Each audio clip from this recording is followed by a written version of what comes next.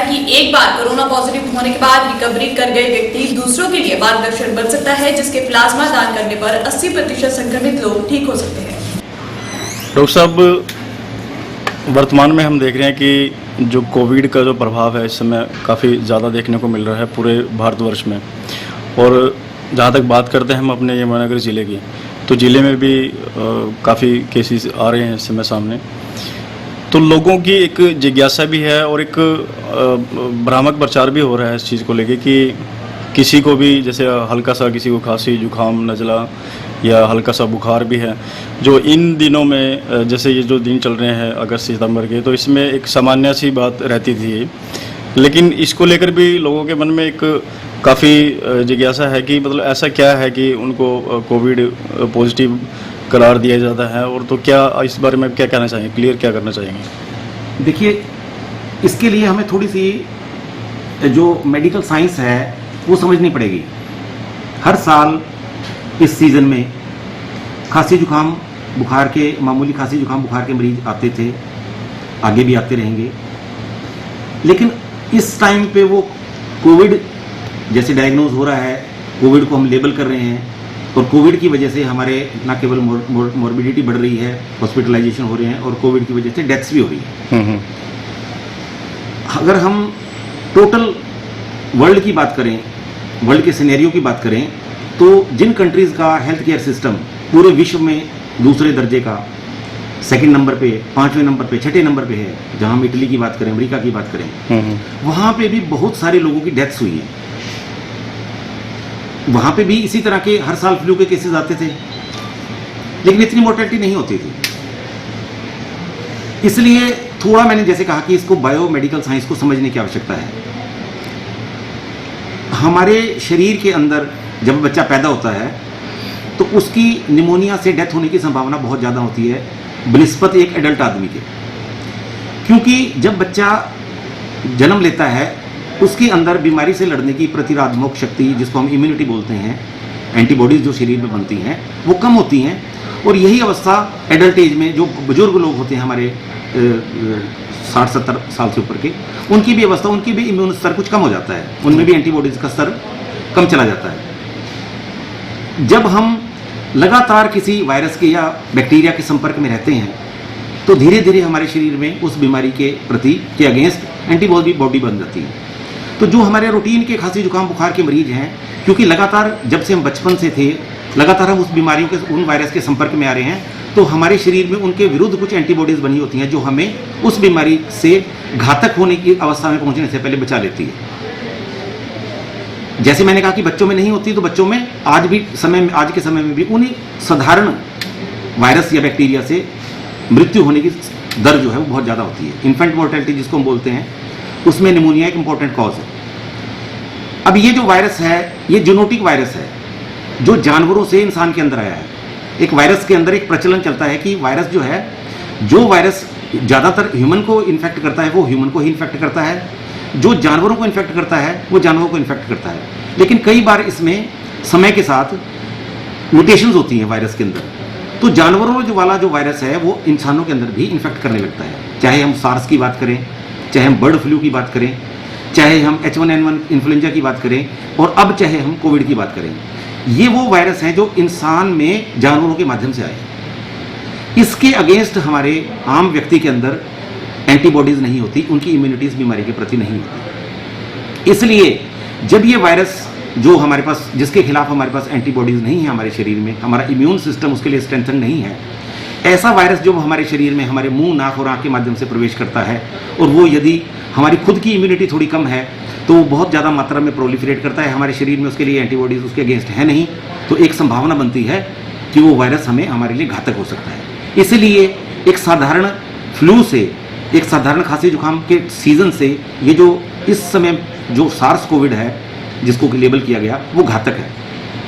ये सही है कि 80% लोगों के अंदर जिनका इम्यून सिस्टम ठीक है, जो वैसे हेल्दी हैं, उनको कोई बीमारी नहीं है, ये वायरस उनके ऊपर नुकसान नहीं करेगा और वो स्वयं या बहुत साधारण दवाई से ठीक हो जाएंगे। लेकिन यही वो 80% लोग हैं जो इस बीमारी के कैरियर बनेंगे, और ये उन 20% लोगों को लेके जाएंगे जिनको इस बीमारी की वजह से, कोमॉर्बिडिटी की वजह से हॉस्पिटलाइजेशन की आवश्यकता पड़ेगी। और इन्हीं जो 20% में से 2 या 3% लोग ऐसे होंगे जिनकी ज़्यादा इम्यूनिटी कम है, जो इम्यूनोथेरेपी थेरेपी पे हैं, जो कोमोर्बिड हैं, जिनकी हाइपरटेंशन की, डायबिटीज़ की बीमारी है, जिनकी कोई कैंसर की ट्रीटमेंट चल रही है, किसी का गुर्दे की दिक्कत आ रही है। ऐसे लोगों तक जब ये वायरस पहुंचेगा तो बहुत जल्दी वायरस प्रोलिफरेट करेगा, फैलेगा और उन व्यक्तियों की मृत्यु का कारण बनेगा। और अभी तक हमारे जिले में जो भी डेथ्स हुई हैं, आपने देखा होगा, वो सभी डेथ्स उन्हीं लोगों की हुई है जिनकी जो इन बीमारियों से पीड़ित थे। तो हमारा जो ये कंटेनमेंट का जो सारा का सारा प्रक्रिया है वो इसीलिए है कि हेल्दी लोगों के माध्यम से ये बीमारी उन लोगों तक ना पहुंचे जो इसका जो है जो प्रेशर जो है इसका जो कोविड का ससेप्टिबिलिटी है उसको नहीं कोप अप कर पाएंगे और उनकी मृत्यु भी हो सकती है। आपने देखा होगा कि 40 साल के या 45 साल के 50 साल के हाइपरटेंशन और डायबिटीज पेशेंट की भी डेथ हो रही है। एक रूटीन प्रक्रिया में एक रूटीन वायरस से 50 साल के डायबिटीज की डेथ नहीं होनी चाहिए। इसका मतलब ऐसे मरीजों के लिए ये वायरस काफ़ी घातक साबित हो रहा है।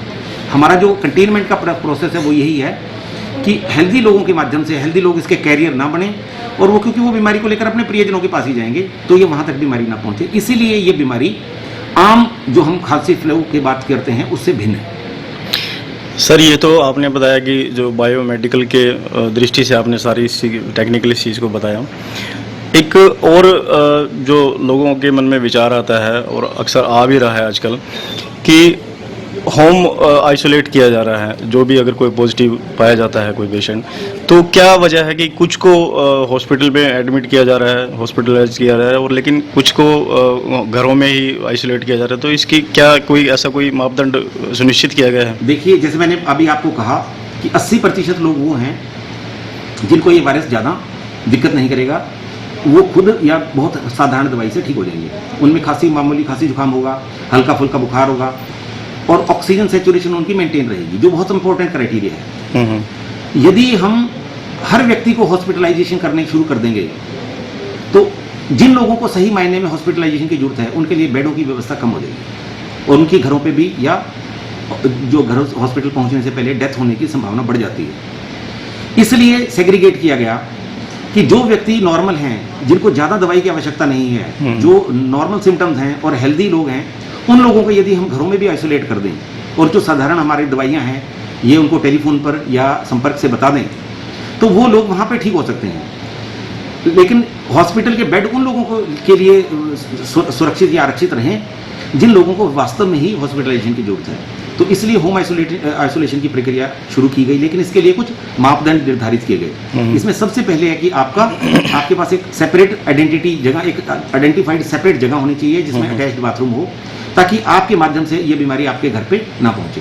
तो जब भी हमारी टीम किसी को भी, जो भी व्यक्ति को होम आइसोलेशन की प्रक्रिया समझाई जाती है और उसके लिए अगर अपनी सहमति देता है तो उससे ये चीज़ें पूछी जाती है कि क्या उसके पास एक अलग से जगह है, और इसके साथ साथ उसके पास एक राउंड द क्लॉक 24 घंटे केयर टेकर को होने की आवश्यकता जरूरी है, जो कि उसके लगातार उसके टेम्परेचर को, उसके रेस्पिरेशन रेट को, हार्ट रेट को और ऑक्सीजन सैचुरेशन को खासतौर पे पल्स ऑक्सीमीटर के माध्यम से देखेगा।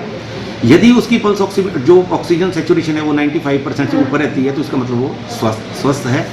यदि उससे नीचे जाती है तो कहीं ना कहीं उसके लंग्स की इन्वॉल्वमेंट शुरू हो चुकी है, इन्फेक्शन उसके फेफड़ों तक पहुंच रही है। ऐसी अवस्था में फिर उसको तुरंत डॉक्टरों के पास या हॉस्पिटल में हॉस्पिटलाइजेशन की आवश्यकता है। इसमें एक और भी मैं चीज़ ऐड करना चाहूँगा कि जो स्वस्थ व्यक्ति होम आइसोलेशन में रह रहे हैं वो एक छोटा सा टेस्ट जो है, स्ट्रेस टेस्ट जिसको हम बोलते हैं, वो कर सकते हैं। वो 6 मिनट के लिए, जैसे उनके पास मैंडेटरी है उन सभी लोगों के लिए कि उनको अपनी ऑक्सीजन सैचुरेशन को नापना है, रोज देखना है। और वो एक सिंपल से उंगली में जब हम लगाते हैं, 1200 रुपये का इंस्ट्रूमेंट है, जैसे ही हम उंगली में लगाते हैं तो हमारी ऑक्सीजन सैचुरेशन उस पर अंकित आ जाती है कि 98% है, 97%। आप 6 मिनट तक घर के अंदर ब्रिस्क वॉक करेंगे, वही वो जो आपको आइसोलेटेड एरिया वहाँ पे ब्रिस्क वॉक करोगे एक पर्टिकुलर पेस के ऊपर, और फिर आप उसके बाद अपनी सैचुरेशन को नापोगे। यदि वो फॉल करती है, 95 से नीचे जाती है और लगातार फॉलिंग क्राइटेरिया में रहती है कि पहले दिन 95 से अगले दिन वो 94 हो रही है या 93 हो रही है, इसका मतलब आपके लंग्स की, जो फेफड़ों में जो इन्फेक्शन की जो है शुरुआत हो चुकी है। तो ऐसे में आपको तुरंत हॉस्पिटलाइजेशन की आवश्यकता है। तो सर, जिस प्रकार हम देख रहे हैं कि जिला में संख्या बढ़ी भी है और उसके अपेक्षा में लोग ठीक भी हो रहे हैं, तो जो लोग ठीक हो चुके हैं उनको किस तरह के एहतियात बरतने की ज़रूरत है? देखिए, जो लोग ठीक हो रहे हैं इसका मतलब उनमें जो व्यक्ति एक बार इन्फेक्शन हुई और वो ठीक हो गया, तो अभी तक कोई भी ऐसा केस रिपोर्ट नहीं हुआ जिसको री इन्फेक्शन हुई हो, तो वो एक किस्म से इस सीजन में सेफ हैं। जी। कि उनको एक बार इन्फेक्शन हुई, उनके शरीर में बीमारी के प्रति एंटीबॉडीज बन गई, वो व्यक्ति दूसरे लोगों की जान बचाने के लिए अपना प्लाज्मा डोनेट करके एंटीबॉडीज के माध्यम से ट्रांसफर भी कर सकते हैं। वो एक नेशनल पोर्टल है जहाँ पे वो रजिस्टर करा सकते हैं और आवश्यकता पड़ने पर उनका प्लाज्मा एंटीबॉडीज जो है वो दूसरे व्यक्ति को देकर उसकी जान भी बचाई जा सकती है। ऐसे व्यक्तियों को एक नॉर्मल व्यक्ति की तरह अपनी जो भी एक्टिविटी है वो शुरू कर सकता है, लेकिन ऐसे समय में अपनी डाइट का अच्छा ध्यान रखें, जो जंक फूड है उसको अवॉइड करें, जो उसकी बाकी चीज़ों को जो चीज़ों को नुकसान कर सकती हैं चीज़ें, तली हुई ज़्यादा चीज़ें, ऐसी चीज़ों को अवॉइड करें। नींबू पानी का लगातार इस्तेमाल करें, उसमें जो है ज़्यादा ठंडा पानी इस सीज़न में उसको अवॉइड किया जाए, कोसा पानी या जो नॉर्मल वाटर है उसको पिया जाए। लगातार वो लोग भी अगर चाहें तो एहतियात के तौर पे रात को सोने से पहले स्टीम इनहेलेशन करके सो सकते हैं। और फ्रूट्स और हेल्दी फूड जो है जिसमें प्रोटीन, कार्बोहाइड्रेट और जो है इसकी मात्रा ज़्यादा हो बजाय फैट के, ऐसे फ्रूट का और जो खाने को वो इस्तेमाल कर सकते हैं।